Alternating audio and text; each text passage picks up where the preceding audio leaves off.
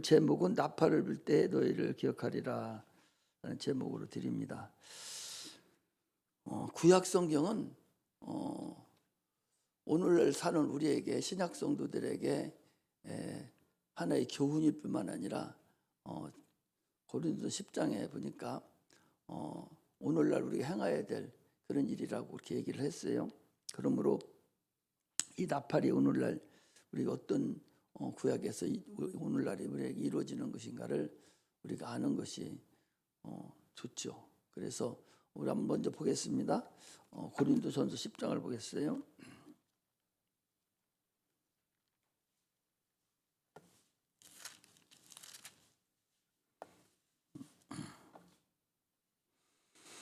네, 10장 1절에서부터 읽겠습니다. 같이 읽어요. 시작. 형제들아, 너희가 알지 못하기를 내가 원치 아니하노니 우리 조상들이 다 구름 아래 있고 바다 가운데서 지나며 모세에게 속하여 다 구름과 바다에서 침례를 받고 다 같은 신령한 식물을 먹으며 다 같은 신령한 음료를 마셨으니 이는 저희를 따르는 신령한 반석으로부터 마셨음에 그 반석은 곧 그리스도라시라. 그러나 저희 다수를 하나님이 기뻐하지 아니하신 고로 저희가 광야에서 멸망을 받았느니라. 그런 일은 우리의 거울이 되어 우리로 하여금 저희가 악을 즐겨한 것 같이 즐겨하는 자가 되지 않게 하려 함이니 저희 중에 어떤 이들과 같이 너희는 우상 숭배하는 자가 되지 말라. 기록된 바 백성이 앉아서 먹고 마시며 일어나서 뛰는 담과 같으니라. 저희 중에 어떤 이들이 간음하다가 하루에 23,000명이 죽었나니 우리는 이같이 저희 간음하지 말자. 저희 중에 어떤 이들이 주를 시험하다가 뱀에게 멸망하였나니 우리는 저희와 같이 시험하지 말자. 저희 중에 어떤 이들이 원망하다가 멸망시키는 자에게 멸망하였나니 너희는 저희와 같이 원망하지 말라. 저에게 당한 이런 일이 거울이 되고 또한 말셀만 우리의 경계로 기록하였느니라. 오늘날 우리에게 주는 하나의 경계이고 거울이고 그림자다, 그런 말씀을 지금 하는 거예요. 하나님은 여러 군데에서 볼 때 우리를 그 사랑하심이 참으로 많이 나타나요. 얼마나 우리를 사랑하셨는가. 독생자 아들을 이 땅에 보내셔서 죽게 하기까지, 그래서 그 아들을 통해서 우리가 구원받는 그런 은혜를 우리에게 주셨습니다. 이게 가장 큰 은혜 중에 은혜죠. 또 사랑 중에 또 사랑입니다. 그러므로 그의 사랑을 받은 자는 우리도 그의 사랑을 다는 못하더라고 사랑을 할 수 있는 그런 자들이 돼야 됩니다. 신앙생활은 하나님과 나의 관계예요. 누구하고도 그 안에 끼는 사람이 없습니다. 전부 다 자기 믿음의 분량만큼 하나님을 섬기는 것이고, 믿음의 분량만큼 하나님을 찬양하고 사랑하고 하나님께 영광을 돌리는 것이지, 믿음이 없는 자는 아무리 누가 얘기해도 소용없어요. 부모가 많이 사랑한다고 해서 자녀가 또 부모를 사랑하는 게 아니에요. 그러므로 우리는 참으로 각자의 분량만큼 하나님과의 관계를 맺어야 돼요. 그러므로 우리가 세상에 살아가면서 수많은 환경이 우리에게 있죠. 그 환경 속에서 하나님과 나와의 관계를 과연 어떻게 맺고 있는가, 이것이 굉장히 중요합니다. 그래서 그 환경이 이제 환경의 모든 것은 세월이 지나가면 다 없어져 가요. 부모와의 관계도, 형제 간의 관계도, 친구와의 관계도, 그것을 우리가 혈연, 지연, 사연 이렇게 얘기하잖아요. 얘기하는데, 그 인간의 관계는 시간이 지나면 다 없어져요. 하나님과의 관계만 영원토록 남아있지 그 관계는 다 없어지죠. 육신의 그 가족들이다 할지라도 시간이 지남에 따라서 점점 멀리 갑니다. 지금은 한 이불 속에 자고 한 집에서 한 밥을 먹고 살으니까 형제 간에 그래도 끈끈한 정이 아무래도 있죠. 그러나 결혼하고 그것이 또 10년 가고 20년 가고 또 각자가 결혼해서 자녀를 놓고 이렇게 살고 이제 시간이 가면 갈수록 모든 환경과 모든 형제라든지 혈연 지연 사연에서 다 멀어져 가요. 형제간에도 그래도 1년에 한 번씩 만나던 것도 이제 뭐 옆에 있는 사람만 못하게 5년에 한 번 만나는 이제 말등 이렇게 할 정도로 굉장히 멀어져 가고, 또 멀어져 가다가는 결국 가서는 이제 헤어지고 말죠. 이게 인간과의 관계 속에서 우리가 살아가는 거예요. 그런데 그걸 젊은 사람들은 그걸 모르고 참으로 지금 현재 있는 상태가 대단히 오래 갈 것 같이 여기고 살아가는데, 인간의 속에서 살아가는 환경 속에서 살아가는 관계가 맺으면 참으로 부질없는 그런 관계라고 볼 수가 있어요. 지금 뭐 놀지 말라는 것도 뭐가 문제가 되지만, 내가 우리 저 기소 보고도 그래서 야, 너 부질없는 짓이다. 중학교 친구 그거 어디다 써먹습니까? 아무 쓸모리가 없어요. 고등학교 친구, 중학교 친구 어디다 써먹어요? 써먹을 곳이 없어요. 그런데 거기에 정신이 팔려가지고 거기 아주 쭉 매진을 하고 그리고 자기 시간을 다 허비하고 공부도 안 하고 그러고 있거든요. 참으로 얼마나 어리석은가. 그래서 그걸 알려줘도 그게 자기들은 그게 옳은 줄로 이렇게 착각하고 가요. 또 고등학교 친구도 내가 잘 될 때 친구죠. 조금 내가 잘못되고 그러면 이제 그 친구 안 만납니다. 만나기도 싫어져요. 나에게 손해만 끼치고 돈만 꺼달라고 그러고 좋지 않은 데만 데리고 가고 이래서 점점 멀어져서 없어집니다. 이게 인간관계예요. 이걸 우리가 빨리 깨닫는 것이 가장 좋습니다. 그러나 하나님하고의 관계는 참으로 끈끈한 관계지요. 어디까지? 영혼까지 가야 될 관계가 하나님하고의 관계입니다. 그래서 육체라는 것은 다 멀어지다가 결국 가서는 자기 부인하고도 같이 멀어지고 새끼들하고도 다 멀어지고 이제는 흙으로 돌아갈 준비를 하는 것이 그 인생이죠. 그러나 그렇게 가면 갈수록 멀어져 가는 것과 동시에 영혼은 하나님과 가까이 가든 아니면 마귀하고 가까이 가든 이제 가까이 가는 자가 하나는 또 반대로 이루어집니다. 그래서 이렇게 놓으면 위에 것은 멀어지고 아래 것은 가까워지듯이 그런 관계가 형성되는 것이 그 인간의 근본 관계라는 것을 우리는 알아야 됩니다. 하나님하고의 관계는 믿음으로 이루어지는 그런 관계가 하나님과 관계의 조화라고 그러죠. 하나님은 자기를 우리에게 나타내 줍니다. 우리는 하나님을 알 수도 없어요. 왜? 영이 죽었기 때문에, 당초부터 영이 죽었기 때문에 하나님 만날 수도 없어요. 그래서 하나님은 우리에게 나타내 주고 우리는 하나님이 약속하신 그 약속을 믿는 거예요.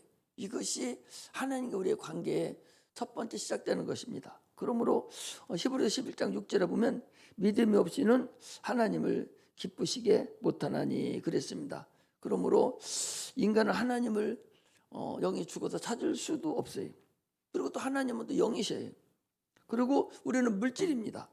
그러므로 한 인간 편에서는 하나님을 찾을 방법도 없고, 그래서 어떻든 하나님이 먼저 우리를 찾아주셔야, 그래야 우리가 하나님 앞에 갈 수가 있습니다. 그것이 어디에 나타나는군요. 창세기 3장 9절에 보면 아담과 하와가 선악과를 따먹고 두려워서 나무 뒤에 숨었습니다. 하나님이 그때는 대화를 했으니까. 그래서 이렇게 보니까 아담이 안 보여요. 그래서 아담 어디 있느냐? 내가 주를 두려워서 뒤에 숨어 있느냐이다. 이렇게 인간은 죄를 지은 이후부터는 하나님을 두려워하는 거예요. 오늘날의 사람들도 죄를 지면 하나님 앞에 나가서 회개를 하고 하나님 만날 생각을 해야 되는데, 죄 지면 질수록 더 멀리 떨어지는 거예요. 하나님하고 점점 더 멀리 떨어져 있어요. 그래서 참으로 우리는 하나님과의 관계에서 온전히 하나님만을 위하는, 하나님을 사랑하고 그 관계에 깊은 끈을 맺는 그런 관계가 돼야 됩니다. 누가복음 15장에서도 보면 탕자가 나와요. 작은 아들이 재산을 다 가지고 나갔을 때 그 아버지는 나간과 동시에 동구 밖에서 계속 아들이 돌아오기를 기다리는 그 심정이 하나님의 심정이라는 것을 우리에게 성경을 통해서 얘기를 해주고 있어요. 그래서 하나님 우리를 찾으시고 그 찾으시는 하나님의 음성을 듣는 것이 우리 믿음이고 우리의 신앙입니다. 그래서 주님이 찾으시는 그 목소리 음성을 계속 들어야 돼. 어디서 들어요? 설교를 통해서, 하나님 말씀을 통해서 계속 우리가 들어가는 거예요. 듣지 못하면 돌아갈 수가 없어요. 그래서 믿음은 들음에서 난다고 그랬어요. 무슨 말인가는 모르지만 그래도 여기 와서 앉아서 하나님이 그래도 지금 나를 찾으시는구나, 내가 이렇게 돼야겠구나 하고 자꾸 하나님 앞에 나가기를 소망하는 자가 주님을 만날 수 있지, 만나지 못하면은 무슨 의미가 있겠어요. 하나님은 눈에 안 보여요. 말씀을 통해서 우리에게 주시는 분이기 때문에, 그래서 믿음은 들음에서 나고 들음은 그리스도의 말씀으로 말미암느니라 라고 주님이 말씀하셨기 때문에 우리는 참으로 예수를 믿음으로 인해서 이제 영혼이 있음을 알았잖아요. 또 내세가 있음을 또 알았잖아요. 또 한 번 정도는 정한 것이요, 그 후에는 반드시 심판이 있으리니 해서 심판이 있는 것도 우리는 알았어요. 이것이 얼마나 큰 복인가. 여러분, 그 도울이라는 사람, 그 중앙대학교 그 교수가 있어요. 그 형제들이 3명인가 4명이 있는데 다 목사예요. 다 신학 박사고. 이 도울이라는 사람도 그 중에 한 형제 중인데 그것도 신학 박사예요. 그런데 그 중앙대학교 어디서 강의를 하는데 이렇게 보니까 가관도 아니에요. 가관도 아니에요. 예수를 아주 누구 집, 예수님을 무슨 집, 누구 집 강아지 부르듯이 욕이란 욕은 다 하고 아주 그런 놈 세상에 처음 봤어요. 그게 신학을 공부했다는 놈이에요. 그러면서 뭐 도마 복음을 찾고서 도마 복음이 이러니까 정광훈 목사가 개 같은 자식이라고, 도울 그런 새끼 개 같은 자식이라고, 세상에 도마 복음이 어디 있느냐고. 여러분 복음서에 도마 복음이라 봤어요?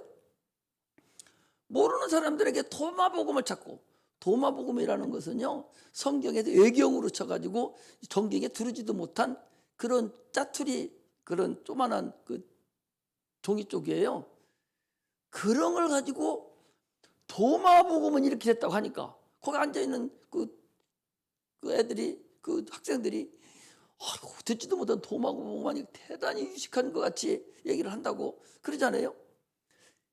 아니 도마 복음 있지를 않아. 도마 복음이라는 게 있지를 않다니까. 세상에 저만 도마 복음 있는 거야. 저만 혼자 똑똑이고.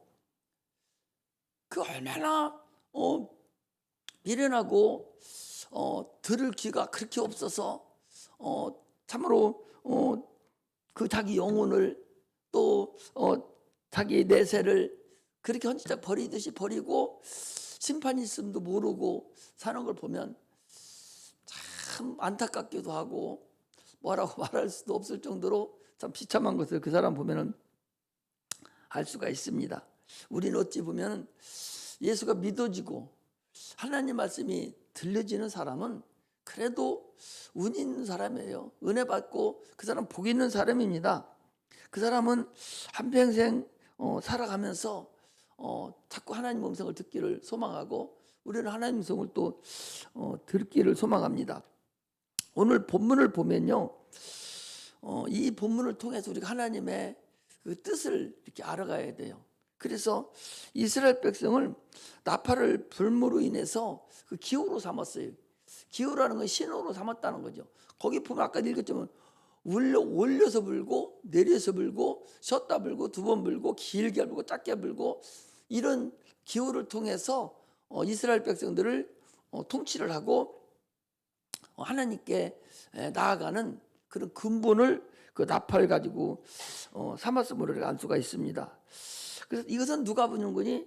제사장이 불어요. 제사장이 부는데, 그래서 백성들을 소집할 때도 그걸로 불고, 또 하나님의 도움을 보고 전쟁이 쳐들어오고 해서 도움을 불 때도 나팔을 불고, 하나님께 제사를 지낼 때, 예물을 드릴 때도 이 나팔을 불고, 또 기쁜 일이 있어도 이렇게 해서 하나님과의 모든 관계를 맺을 때마다 나팔을 불어서 하나님 앞에 나아가는, 하나님 앞에 드리는 모든 것이 되도록 그렇게 나팔을 부르심을 우리가 알 수가 있습니다.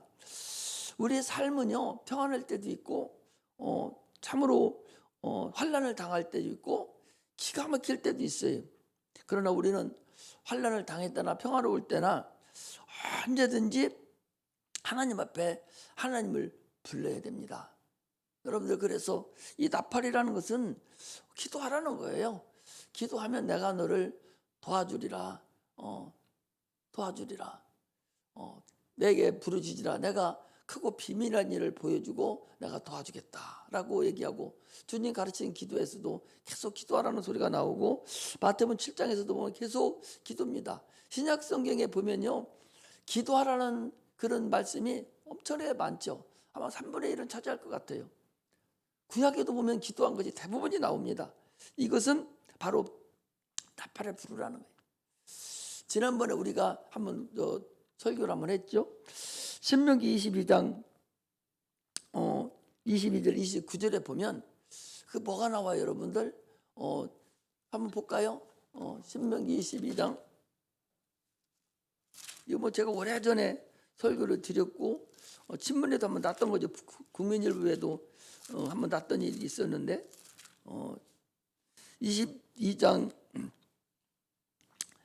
22장은요, 네가 어려움을 당하면 못 본 채 하지 말고 부르짖으라는 거예요.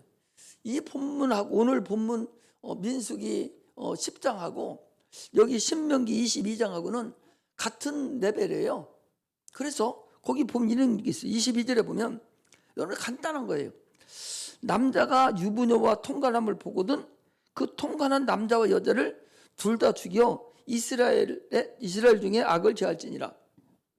남자가 여자가 둘이 좋아서 통관을 하면 둘 다 돌로 쳐 죽이라는 거예요. 그런데 죽이지 못할 때가 있어요. 어디 보면 23절에 보면 처녀인 여자가 남자와 약혼한 후에 어떤 남자가 그를 성읍 중에서 만나 통관하면 너희는 그들을 둘 다 성읍문으로 끌어내고 그들을 돌로 쳐 죽일 것이니 그 처녀는 성읍 중에 있어서 또 소리지르지 아니하였으며 그 남자는 이웃의 아내를 욕보였음이라. 너는 이같이 하여 너희 중에 악을 제할지니라. 거기 그 소리예요. 24절에 너희는 그들을 둘 다 성읍으로 끌어내고 그들을 돌로 쳐 죽일지니 그 처녀는, 즉 강간 당하는 사람이에요. 그 처녀는 성읍 중에 있었어도 소리지르지 않았다는 거예요. 아니 지금 저가 처녀야. 근데 어떤 남자가 지금 강간을 하려고 그래요. 그러면 사람 살리라고 소리 지르고 뿌리치고 난리를 쳐서 다른 사람이 와서 자기를 구해주게 해야 할 거 아니요. 그런데 가만히 있었다 소리 지르지 않고 거기에 동조했다는 거예요. 그러면 어떻게 하라는 거예요? 죽이라는 거예요. 성읍 죽이라는 얘기는 사람이 많은 곳이니까 소리 지르면 누가 왔든지 구해줄 텐데, 못하게 할 텐데, 요즘이야 뭐 사람 죽여도 그렇지 않지만, 그러나 통관하고 강간하는 것은 못하게 할 거라니에요. 그럼 죽일 텐데 와서 하지 못하게 하고 떠날 텐데, 네가 소리 안 지르고 그냥 있었으니까 너도 거기에 강간하는데 너도 같이 동조한 거 아니냐? 그럼 너는 죽어야 된다. 죽입니다. 그런데 그 다음 절에 보면요, 25절에 보면 만일 남자가 어떤 약혼한 처녀를 들에서 만나서 강간하거든 그 강간한 남자만 죽일 것이요 처녀에게는 아무것도 행치 말 것은 처녀에게는 죽일 죄가 없습니다. 이 일은 사람이 얼마나 그 이웃을 쳐 죽이는 것과 일반이라. 남자가 처녀들을 들에서 만난 까닭에 그 약혼한 처녀가 소리 질러도 구원할 자가 없습니다. 아니 저 산골이나 저 들에서 아무도 없는 데서 강간을 당해요. 아무리 소리 질러도 누가 가서 떼어줄 사람이 없잖아요. 그러니까 그는 거기서 소리 질러도 소용없고, 그러니까 야는 처녀는 살려주는 거예요. 자기는 마음이 없었는데 그림이 강간을 했으니까 남자만 죽이라는 거예요. 그리고 여자는 놔두라는 거예요. 이게 뭔 소리예요? 소리 지르라는 거 아니에요. 소리 지르라는 거예요. 네가 위급한 일을 만나면 소리 지르라. 이 성경은 그래서 이 강간을 자꾸 지금 이러잖아요. 여자들에 대해서 남자 여자 강간하는 얘기를 넣어놓잖아요. 여기다가 이 넣어놓은 것은 아주 극단적으로 우리에게 표현을 해준 거예요. 네가 여자가 가장 소중하게 영이 이 강간을 당하는데 시내에서 강간을 당하면 소리 지르고 자기가 안 주려고 난리 취할 거 아니요. 강간 안 당하려고. 그런데 가만히 있었으면 너도 동조했다는 얘기고, 성읍이나 들판에서 강간을 당하면 아무리 소리 질러도 자기를 도와줄 사람이 없어. 그러니까 거기서는 남자만 죽이라는 거. 여자는 불가항력이 있으니까 살려주고, 이거예요. 소리를 지르라는 거예요. 소리를 질러서 못 본 채 하지 말고 소리를 질러서 너를 도와줄 자를 구하라는 거예요. 오늘날 우리가 세상에 살아가는 때도 마찬가지예요. 우리가 위급한 일을 당하고 어려운 일을 당하면 기도하라는 거예요. 하나님 앞에 소리 지르라는 거예요. 너는 내게 부르짖으라 그러잖아요. 구하라, 찾으라, 두드리라 하잖아요. 불의한 재판관 만난 그 과부도 계속적으로 부르짖는 거 아니에요. 세상 사람 불의한 재판관도 그렇게 부르짖고 살려달라고 하니까 살려주는데, 하물며 천부께서 너희들을 그냥 놔두겠느냐 이거거든요. 그런데 오늘날 우리는요 부르짖지 않아요. 자기가 지금 어떤 형편이 있는지도 모르는 거예요. 부르짖지를 않아. 평상시 하던 기도보다 급한 일이 있고 위급한 일이 있고 자녀가 문제 있고 이런 문제가 나오면 평상시 하는 것보다 10배, 20배 아주 몸부림을 치면서 거기서 헤어나오려고 지금 난리를 쳐야 될 거 아니에요. 그런데 기도를 하지 않아요. 그것은 너 아직 안 급했든지 아직 너는 거기에 동조하고 있는 거예요. 망할 거 동조하고 있는 거예요. 자녀가 잘못될 것도 동조하고 있는 거예요. 하나님은 그렇게 본다는 거예요. 그래서 시편 120편 1절에도 보면 환난 중에 나를 부르라는 거예요. 또 환난을 당하면 나를 부르라는 거예요. 시편 46편 1절에도 보면 환난 날에 나를 부르라. 그러면 주님께서 기억하시고 도우신다라고 성경은 얼마든지 얘기하고 있어요. 부르라는 거예요. 어려움이 있으면 부르라는 거예요. 지금 내가 앞으로 이렇게 될 일이 있어서 어려움이 생기면 기도하라는 거예요.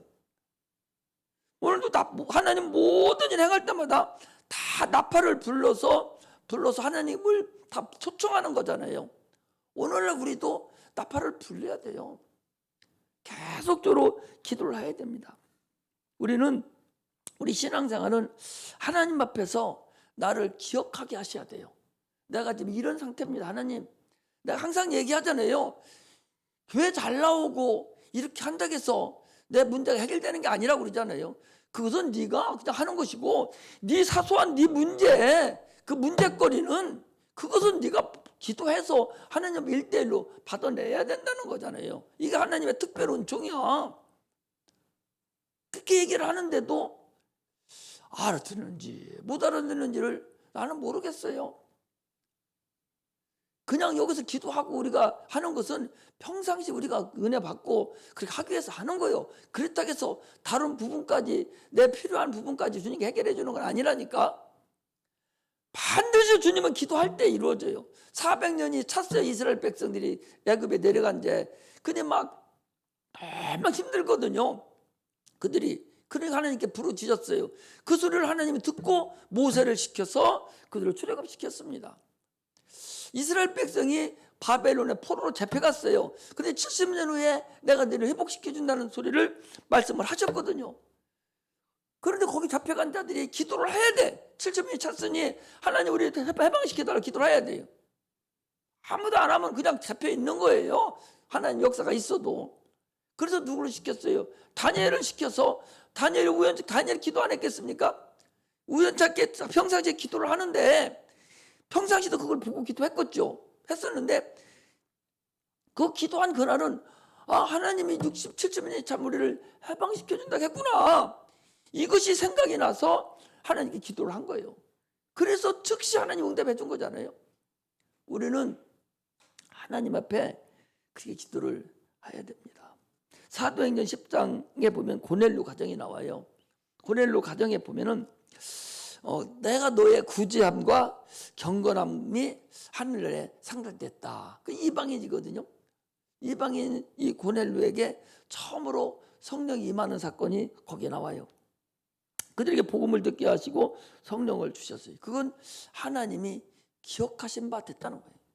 우리는 우리의 모든 가족과 우리의 자녀 문제와 사업 문제와 우리의 모든 것들이 하나님 앞에 기억하신 바 돼야 돼. 그것이 우리의 근본이라는 것을 우리는 알아야 됩니다.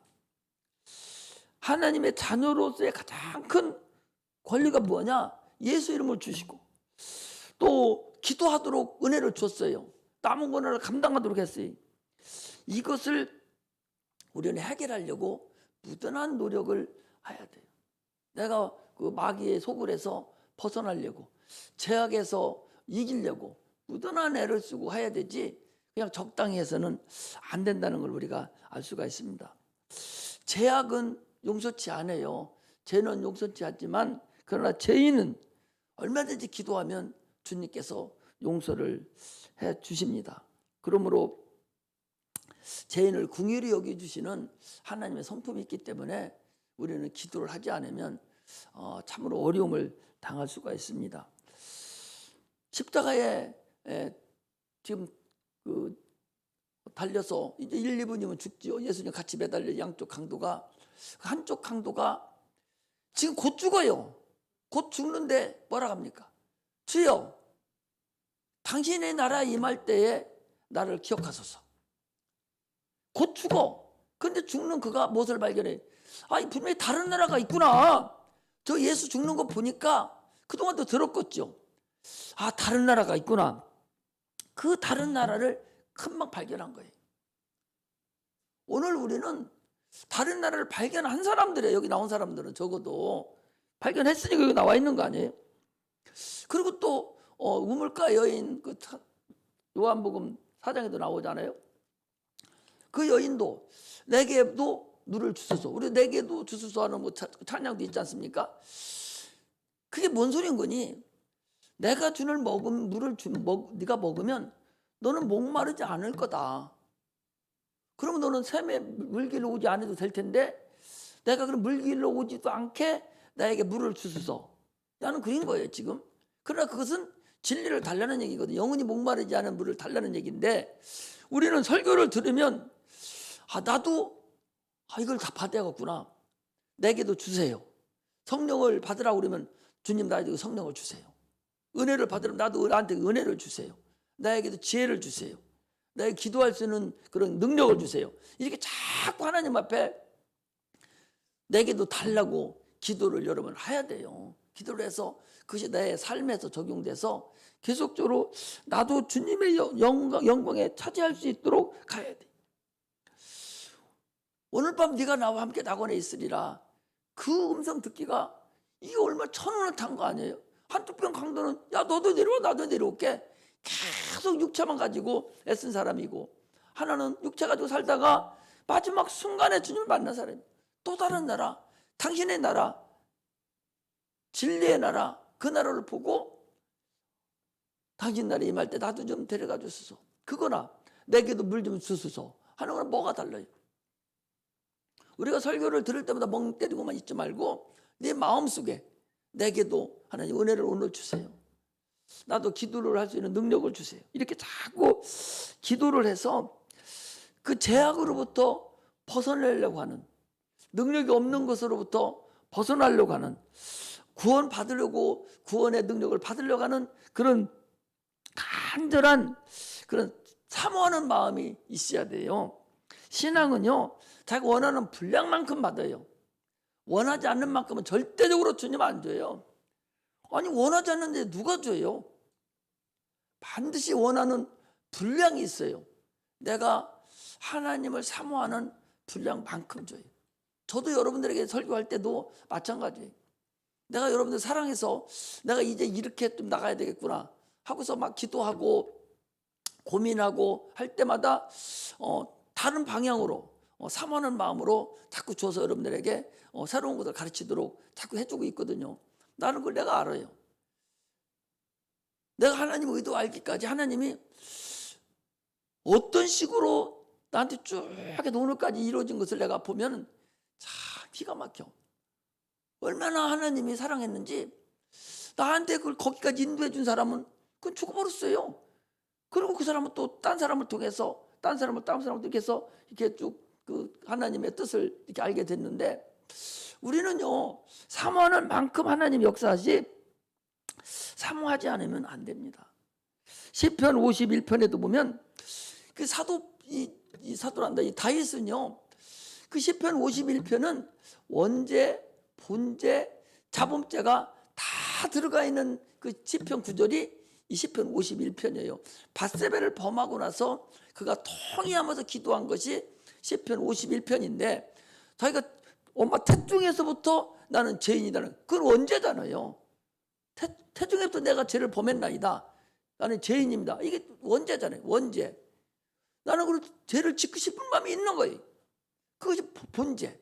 그리고 실질적으로 자기는 밧세바를 범했거든요. 그래서 자범죄까지 다 들어가 있는 그런 죄인이 이 다윗이에요. 그런데 그가 얼마나 통회하고 얼마나 울면서 간구했는지. 그럼에도 불구하고 성신이 나를 떠나지 말아달라고.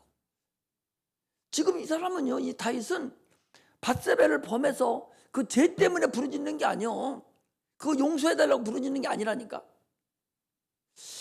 하나님의 은혜가 나에서 떠나가까면서 그게 걱정인 거예요. 우리도 마찬가지. 여러분, 내가 죄를 지면 용서해 주셔요. 근데 그거 하나님의 은혜가 나한테 떠나가면 어떻게 합니까? 그게 가장 무서워요. 하나님의 은혜가 떠나가면 어떻게 합니까?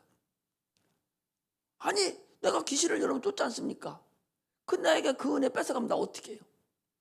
그래서 엄청 정신 바짝바짝 드는 것이, 그거 은혜 가지고 가면 어떻게? 우리 손원님 병들이 낫는데, 그리고 여러분 나한테 와서 손원지달을 하지 않습니까? 그런데 그런 은혜가 떠나가면 어떻게? 가장 무서운 거예요. 그래서 조금 이렇게 가다가도 좀 잘못된 걸 길이 있고 조금 내가 잘못한 것 같았으면 가장 무섭고 떨리는 것이, 나의 은혜를 뺏어가면 어떻게 하지? 이거거든요. 다윗이 그거예요. 주님, 죄 성신을 내게서 거두지 마옵소서.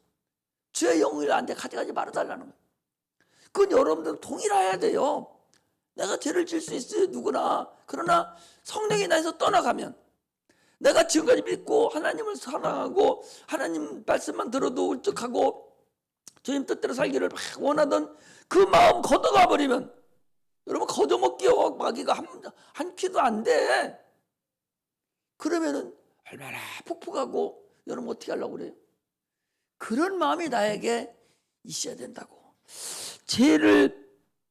죄에서 나를 구원하려고 하는 그런 적극적인 마음과 이 다윗이 얘기하는 그런 원하는 그런 마음이 나에게 있을 때에 참으로 하나님은 그를 기뻐하시는 거야.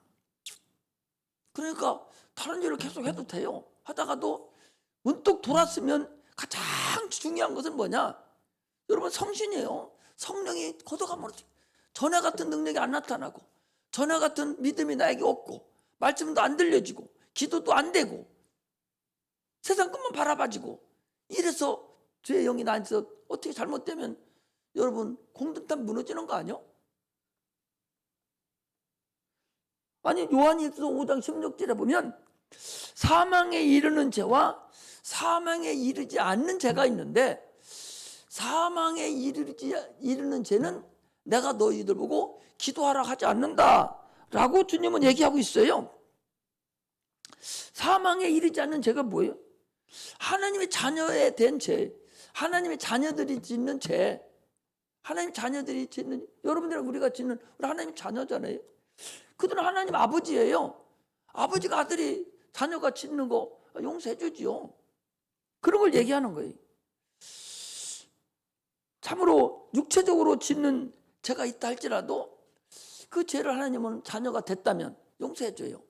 자녀가 안 된 건 말할 거 없어요. 자녀가 안 된 죄, 하나님의 자녀가 안 된 죄, 이게 사망에 이르는 죄거든요. 그건 어떤 죄라고 그랬어요? 히브리서 6장 4절에서 6절 보면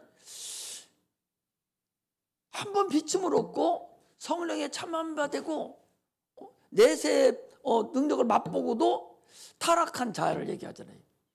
성령을 받고 타락한 죄. 자기가 알면서 지은 죄예요. 어떻게 보면 모르고 지은 죄. 이건 구약에도 용서해 줬어요. 예를 들면 도끼질을 하다가 나무를 좀 팹니다. 패다가 도끼자루 쪽 빠져가지고 다른 사람 뒤통수를 째서 그 사람이 죽었어요. 이것은 자기가 죽이려고 한 살인죄가 아니잖아요. 이 사람은 어떻게 해야 돼? 죽이는 죽었어요. 자기도 죽여야 되니까 어디로 가요? 대피성으로 쫓아가요. 대피성으로 쫓아가서 대피성에 가서 있다가 쫓아오던 자가 싹 들어가면은 도피성으로 쏙 들어가면은 쫓아오던 자가 못 쫓아갑니다. 그래서 살아나요. 이게 모르고 지은 죄예요. 그러나 알고 지은 죄 있잖아요. 오늘 우리나라 이 세상의 법도 그래요. 누가 살인을 했습니다. 그런데 우발적으로 그냥 화가 나가게 상대방이 그러는 바람에 옆에 있는 거 집어가지고서 때려가지고 죽이는 것이. 이런 것은 정상 탐작이 돼요. 사형까지 안 가요. 이런 사람들은 우발적인 죄니까. 누구든지 있었잖아요. 그런데 저거 죽여야지 생각하고 사전에 다 준비를 한 거예요. 노끈도 준비하고 칼도 준비하고 다 차에다 실어놨다가 걔를 납치해서 죽이는 거예요. 그러면 그건 뭐예요? 그건 고의로 지은 죄. 이건 용서하지 않아요. 하나님도 마찬가지예요. 네가 하나님의 자녀야. 성령의 참여함도 받았어요. 내세 은사도 맛봤습니다. 하나님 은혜도 받았어요. 이런 자가 타락하면 예수를 2번 죽인 자라 했잖아요. 그러므로 그 사람은 용서하지 없어요. 용서할 수가 없습니다. 이건 사함받지 못하는 죄예요. 이게 가장 예수 믿는 사람 중에서 가장 무서운 죄가 이 죄예요. 예수 안 믿는 자라 처음부터 예수 안 믿던 거니까 그건 상관도 없어. 그 사람들 지옥 가는 우리가 기도할 필요도 없어요. 새끼도 아닌데 뭐 그 얘기해. 여기 와서 그 사람이 문제가 되는 것이지 안 온 사람은 상관이 없다니까. 여기 와서 구원시켜야 돼요 우리가. 그러나 그 사람 지옥 가는 우리가 어떻게 해요? 그러나 예수 믿고서도 아직도 고의적으로 다 알면서 내가 지옥 간다는 소리도 알면서 지금도 히브리서 6장 4절에서 6절에 있는 말씀 지금 내가 또 얘기해 주잖아요. 또 알려주잖아요. 지금 수없이 여러 번에 걸쳐서 알려줬잖아요. 지금. 그런데도 그걸 고의적으로 친다면 그것은 어쩔 수 없는 죄다. 성령을 회방하는 죄. 이것들이 다 하나님이 용서하지 않는 죄라는 것을 우리는 알아야 됩니다. 그러므로 참으로 우리는 하나님 앞에 나 자신을 드릴 때에 어떻게 내가 하나님께 신앙생활을 할 것인가 참으로 두렵고 떨림으로 구원을 이루어야 돼요. 하나님 앞에 구원을 이루는 데는 참으로 미련한 자가 되면 안 됩니다. 참으로 지혜로운 자여야 돼요.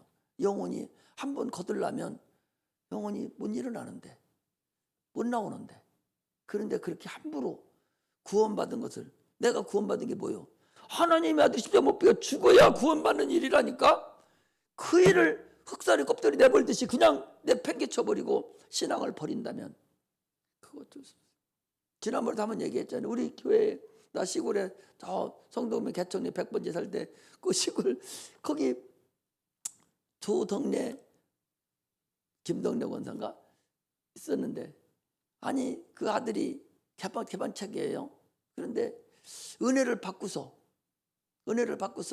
그 부흥 강사가 데리고다가 어디다 따라는 거 저쪽 강원도에 은혜를 막 받고 막 성령 충만하니까 그 강원도에 어떤 빈 교회 거기 노인 양반이 있는 교회에 전도사를 보냈어요. 그런데 그게 말씀도 아무것도 없으니까 못하고서 다시 몇 년 만에 돌아왔는데 돌아왔을 때는 완전히 개차발됐어요. 엄마는 권사님이시. 돌아왔으면 교회는 이쪽 교회에서 은혜 받고 그리고 갔으니까 돌아왔어도 조심조심 해야 되는데 완전 사람이 딴 사람이 돼가지고 아주 하나님 영광 가는 일은 다 도맡아서 돌아다니고 술만 먹고 다 리치고 돌아다니고. 그러니까요, 엄마도 어쩔 수 없더라고. 어떻게 하는 거니? 하나님이 우리 동네 갔다 가면 차가 뭐 한 서너 시간 만에 한 번씩 타는 버스가 있는데 얼마나 술을 먹었는지 버스 지나가는 뒷바퀴 아래 가서 누워가지고 배가 탕다 터져 죽었어요. 그걸 보고 하나님 영광도 가리고 그 본인은 그게 무슨 일이에요? 그냥 본인도 못 죽고 배 터져서 죽을 정도가 차 속에 들어가죠. 이게 참으로 근사도 맛본 사람이잖아요. 성령에 참여한다 된 사람이잖아요. 그게 타락해버리니까 사람이 더 악해져 버린 거예요. 100% 악해지는 거예요. 360 완전히 악해져서 사람이라는 거 볼 수 없을 정도로 악해져 버리니까 갈 길이 없더라고. 이게 히브리서 6장에 있는 그런 사람들이에요. 성령을 거역한 사람들이에요. 우리는 이런 사람은 되지 않아야 되지요. 그래서 우리는 신앙생활하면서 참으로 나는 그런 사람은 되지 않아야 되지. 하나님을 죄를 안 지려고 막 몸부림쳐야 돼요. 죄를 안 지려고 몸부림을 쳐야 된다고. 죄 때문에 안 가려고 막 싸워야 돼요. 죄를 졌으면 그것을 다시는 그렇게 하지 않으려고 적극적인 마음으로 하나님 앞에 막 부르짖어야 돼요. 이 시편 51편을 또 한 번 읽어보고 또 한 번 읽어보세요. 밧세바를 범해놓고 지금 회개하는 거예요. 하나님, 나 떠나면 어떻게 합니까? 나 버리시면 어떻게 합니까? 막 부르짖고 기도해서 정상적인 위치로 딱 올라가야지, 그렇지 않고 어정쩡히 가는 것은 아니다는 사실을 알아야 됩니다. 오늘 본문에서 얘기하는 것이 지금 우리는 기도하라는 거예요. 기도하라는 거예요. 이스라엘 백성들에게도 너희들이 어려울 때 나팔을 불러서 참으로 그럼 내가 너희를 찾고 너희를 도와주었듯이 이제 오늘날 우리도 하나님의 도움이 필요할 때, 누가 특히 내 영혼이 하나님이 필요할 때 막 부르짖고 기도하는 그런 사람이 돼야 돼요. 한평생 우리가 세상을 살아가면서 나는 반드시 하나님이 도와줘야 산다고. 난 하나님 도와줘야 나는 살 수 있습니다. 하나님 나 좀 도와달라고. 우리 가정도 하나님이 도와줘야 됩니다.